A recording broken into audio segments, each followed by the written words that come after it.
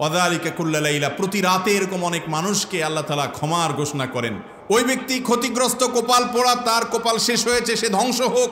যে ব্যক্তি রমজান মাস পেয়েছে অথচ আল্লাহর দেয়ার সাধারণ ক্ষমা সে পায় নাই, এইবার রমজানে কিভাবে তওবা করতে হয়, যেহেতু আল্লাহ সাধারণ ক্ষমা ঘোষণা করেন, দিনে কমপক্ষে 70 বার নামাজের শেষ বৈঠকে দোয়া কবুল হয়, সেজদায় দোয়া কবুল হয়, শেষ রাতে দোয়া কবুল হয়, জুমার দিন আসরের পরে দোয়া কবুল হয়, বৃষ্টির সময় দোয়া কবুল হয়, আজানের সময় দোয়া কবুল হয়, মুরগির ডাকের সময় দোয়া কবুল হয়। দোয়া কবুলের বহু জায়গা আছে।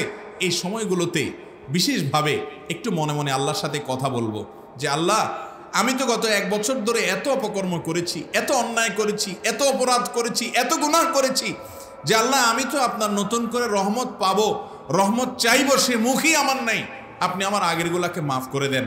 আমাকে এই যে রমজানটা আসছে, এই রমজানটা হতে পারে জীবনের শেষ রমজান। কত মানুষ, কত যুবক, কত বৃদ্ধ, কত মধ্যবয়স্ক, কত নারী, কত পুরুষ, কত শিশু, কত মানুষ চেনা অজানা গত রমজানে আমাদের সাথে ছিলেন, এই রমজানে নাই, চলে গেছেন। আল্লাহ, হতে পারে এটা আমার শেষ রমজান। রমজান হলো সারা বছরের, সারা জীবনের গুনাহকে মাফ করার সবচেয়ে বড় সুযোগ। আল্লাহ, এই সুযোগটা যেন হাতছাড়া না হয়, এই জন্য আগেরগুলো আপনি মাফ করে, ক্লিন করে, আমার প্রোফাইলকে পরিচ্ছন্ন করে আমাকে নতুন করে আপনার রহমতের উপযুক্ত করে দেন। এই দোয়াটা করবো তো ইনশাআল্লাহ।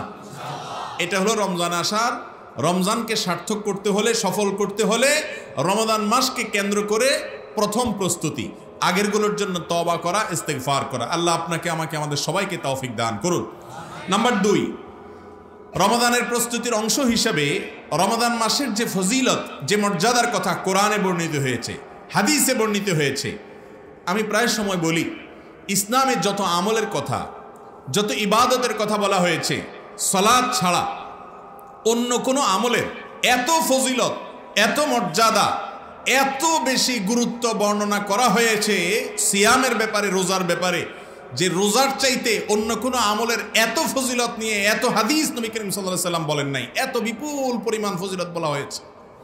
আর এই জন্য রোজার সম্পর্কে নবী করিম সাল্লাল্লাহু আলাইহি সাল্লাম বলেছেন যে হাদিসে কুদসিতে আল্লাহ বলেছেন, আস-সাওমু লি ওয়া আনা আজজি বি, রোজাটা বান্দা শুধু আমার জন্য করে। অন্যগুলোতে ভেজাল হতে পারে, রোজাতে ভেজাল হওয়ার সম্ভাবনা নাই, কারণ মানুষের সামনেও পানাহার করে না, মানুষের লোকচক্ষুর পেছনেও পানাহার করে না, সব সময় সে পানাহার বর্জন করে। তার মানে এটা আল্লাহর জন্য, অন্য কারোর জন্য না। অন্য কারোর জন্য হলে তো একাকে গিয়ে খাইতো চুপে চাপে, সেটা তো খায় না। যে ব্যক্তি সবার সাথে চিটারি করে, কথায় কথায় মিথ্যা বলে, সেও যদি রোজা রাখে, রোজা রেখে একা একা রুমে কেউ নাই, সেখানে ক্ষুধা লাগলেও সে খায় না, পিপাসা লাগলেও পান করে না, তার মানে এই ইবাদতটা পিওর আল্লাহকে সন্তুষ্ট করার জন্য। আল্লাহ দেখছেন, এই বিশ্বাস তার মধ্যে আছে। এই জন্য আল্লাহ রাব্বুল আলামিন বলেছেন, ওয়া আনা আজজি বিহি, আমি নিজে এই রোজার পুরস্কার স্বয়ং নিজের হাতে দেব। ভাইরা আমার, রমজান মাস আসার আগে রমজান মাসের কি ফজিলত, রোজার কি ফজিলত, রমজান মাসের প্রতিটা আমলের কি ফজিলত, কি মর্যাদা আছে, কি উপকারিতা আছে, এগুলো সম্পর্কে এখন থেকে জানতে হবে। এটা হলো রমজানের প্রস্তুতি। যত বেশি জানবেন তত বেশি ওই ফজিলতগুলো আহরণ করার জন্য আগ্রহ তৈরি হবে নিজের ভেতরে। প্রয়োজনে সিয়াম এবং রমাদানের ফজিলতগুলোকে তালিকা করে লিখে আপনার বাসা বাড়িতে, আপনার অফিস আদালতে আপনি সেটাকে ঝুলিয়ে রাখেন, এবং এর মধ্য দিয়ে আপনার মধ্যে ওই যে রমাদান আসছে, সেই রমাদানে আমল করার, নেকামল করার, ভালো কাজ করার আগ্রহ আপনার মধ্যে জাগ্রত হবে, তৈরি হবে ইনশাআল্লাহ। তাহলে রমজান আসছে, এই রমজানকে যদি সার্থক করতে চান, আপনার বিগত জীবনের সকল রমাদানের চাইতে এই রমাদানটা ভিন্ন হোক, এটা চান কি চান না?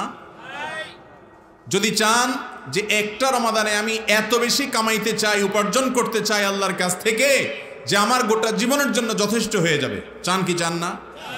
তাহলে এই প্রস্তুতিগুলো নিতে হবে।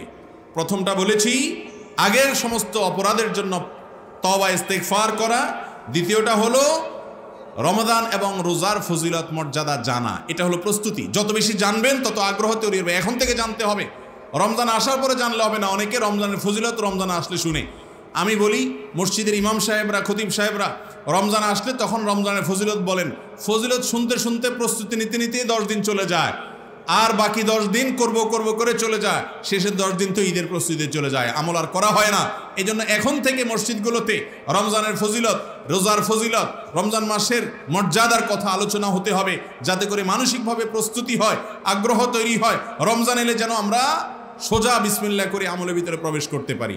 এই জন্য আগে থেকে রমজানের প্রস্তুতির অংশ হিসাবে রমজান রোজার ফজিলত মর্যাদা জানবো ইনশাআল্লাহ। 2 নম্বর প্রস্তুতি। নাম্বার 3 নম্বর প্রস্তুতি হলো এই রমাদান যেটা আমাদের সামনে আসছে, এই রমাদানে আমাকে আমার সারা জীবনের সমস্ত অপরাধ, সব গুনাহ খাতার জন্য হাল খাতা করতেই হবে। এ মর্মে এখন থেকে সংকল্প করতে হবে যে এই রমজানে মিস হতে দেয়া যাবে না। আগে যা গেছে না গেছে, এই রমজানটাতে আমি কোনোভাবেই আল্লাহ তাআলা সাধারণ ক্ষমা মিস করব না। ভাইরা আমার, নবী করিম সাল্লাল্লাহু আলাইহি সাল্লাম বলেছেন, ওয়ালিল্লাহি উতাকা মিনান নার, রমাদানে আল্লাহ তাআলার পক্ষ থেকে অসংখ্য অগণিত মানুষকে, বহু মানুষকে আল্লাহ তাআলা প্রতিদিন ঘোষণা জারি করেন, ফরমান জারি করেন।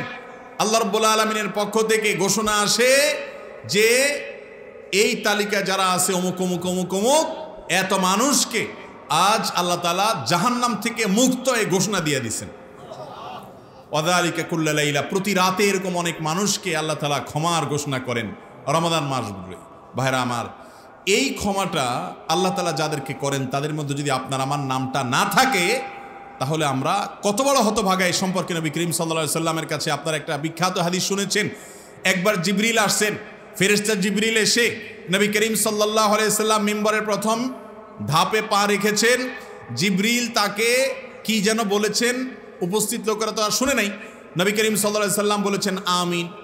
আবার দ্বিতীয় সিঁড়িতে তিনি পা রেখেছেন, জিবরিল যেন কি বলেছেন, নবী করিম সাল্লাল্লাহু আলাইহি সাল্লাম আবার বলেছেন আমিন। এভাবে 3 বার আমিন বলেছেন। তারপরে জিজ্ঞাসা করা হলো যে ইয়া রাসূলুল্লাহ, আপনি কি শুনে আমিন বললেন, আমরা তো কিছু বুঝলাম না। তখন নবী করিম সাল্লাল্লাহু আলাইহি সাল্লাম বললেন যে আমি যখন মিম্বরের প্রথম ধাপে পা রেখেছি, জিবরিল এসে আমাকে বলেছে বাউদামান আদরাকা রমাদান ওয়া লাম ইগফার লাহ, ওই ব্যক্তি ধ্বংস হোক, ওই ব্যক্তি ক্ষতিগ্রস্ত, কপাল পোড়া, তার কপাল শেষ হয়েছে, সে ধ্বংস হোক। যে ব্যক্তি রমজান মাস পেয়েছে অথচ আল্লাহর দেয়া সাধারণ ক্ষমা সে পায় নাই। তাহলে রমজান মাসে যদি সাধারণ ক্ষমা না পান, তাহলে নবী করিম সাল্লাল্লাহু আলাইহি সাল্লামের বদদোয়ার ভাগীদার হইতে হবে। রাস্তা 2টা, এই মাসটাকে কাজে লাগিয়ে ক্ষমা নিশ্চিত করে নেওয়া, অথবা নবীজি সাল্লাল্লাহু আলাইহি সাল্লামের বদদোয়া, জিবরিলের বদদোয়া পাওয়া। এই জন্য একজন ইমানদার রমজান আসার আগে থেকে তওবা এবং ইস্তেগফার করার জন্য সংকল্প করবেন যে এইবার রমজানে কিভাবে তওবা করতে হয়। যেহেতু আল্লাহ সাধারণ ক্ষমা ঘোষণা করেন, আমি এখন থেকে প্রস্তুতি নেব। তওবা এবং ইস্তেগফারের জন্য সবচেয়ে উন্নত ভাষা হলো, উন্নত দোয়া হলো সাইয়্যিদুল ইস্তেগফার। এটা দেখে দেখেও পড়তে পারেন, মুখস্থ না থাকলে অসুবিধা নেই। লিখে আপনি সেটা দেখে দেখে পড়েন, অথবা ইউটিউবে আছে সেখান থেকে শুনেন, আস্তে আস্তে মুখস্থ করে নেন। আরবি না পারলে বাংলা পড়েন। আল্লাহুম্মা আনতা রাব্বি লা ইলাহা ইল্লা আন্ত, হে আল্লাহ আপনি আমার রব, লা ইলাহা ইল্লা আন্ত, আপনি ছাড়া কোনো ইবাদতের উপযুক্ত সত্তা আর কেউ নাই। খালাকতানি, আপনি আমাকে সৃষ্টি করেছেন। ওয়া আনা আবদুক, আমি আপনার দাস, আপনার গোলাম, আমি আল্লাহ, আমি আপনার গোলাম।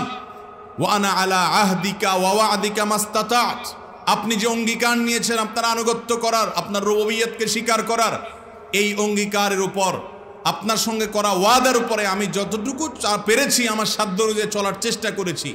কিন্তু যতই চেষ্টা করি না কেন ভুল তো হয়েছে।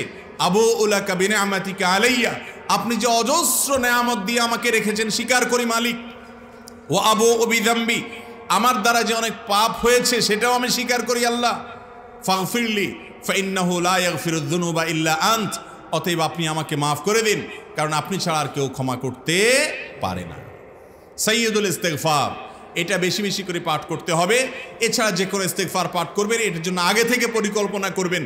দিনে কমপক্ষে 70 বার রমজান মাসে প্রতিদিন ইস্তেগফার করবেন, এখন থেকে প্ল্যান করবেন। এটা হলো প্রস্তুতি যে এবারের রমজানে আমি আল্লাহর ওই যে সাধারণ ক্ষমা আছে ওইটা কোনোভাবে মিস হতে দেব না।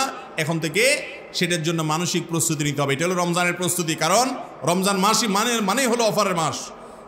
একজন মানুষ সাধারণ ক্ষমার উপযুক্ততা হারিয়ে ফেলে 2টি ত্রুটির কারণে। বিভিন্ন হাদিস থেকে আমরা জানতে পারি যেই দিনগুলোতে, যে রাতগুলোতে, বিশেষ সময়গুলোতে আল্লাহ তাআলা গণহারে মানুষকে মাফ করেন। 2 ধরনের অপরাধ যারা করেন তাদেরকে আল্লাহ তাআলা গণহারে, ক্ষমা থেকে বঞ্চিত রাখেন, এই সুযোগ তাদেরকে দেন না। কারা? এক নম্বর হলো মুশরিক, আরেকটা হলো মুসাহেম। যে ব্যক্তি শিরকে লিপ্ত এই ব্যক্তি গণক্ষমা পায় না। নাম্বার 2, যে ব্যক্তির অন্তরে অন্যদের প্রতি শত্রুতা আছে, বিদ্বেষ আছে, হিংসা আছে, এই ব্যক্তি গণক্ষমা পায় না। রমাদানের প্রস্তুতির অংশ হিসাবে এই দুটি কাজ করেন, নিজেকে শিরক থেকে পরিচ্ছন্ন করেন এবং কারোর প্রতি কোনো শত্রুতা, কোনো বিদ্বেষ, কোনো হিংসা যদি থাকে হিসাব করেন কার সঙ্গে আপনার লড়াই আছে, কার সঙ্গে আপনার মানসিক দূরত্ব আছে, কার প্রতি আপনার হিংসা হয়, কাকে আপনার শত্রু মনে হয়। রমজান উপলক্ষে সাধারণ ক্ষমা আপনিও করেন, যে আমি সবার ব্যাপারে মাফ করে আমার অন্তরটাকে পরিষ্কার করে নিলাম, নিজেকে প্রস্তুত করলাম সাধারণ ক্ষমার জন্য। এটাও রমজানের প্রস্তুতির অংশ, যে আপনি এখন থেকে শিরক থেকে এবং হিংসা থেকে নিজেকে পাক করবেন, শত্রুতা থেকে পবিত্র করবেন, তাহলে আল্লাহর সাধারণ ক্ষমা পাবেন।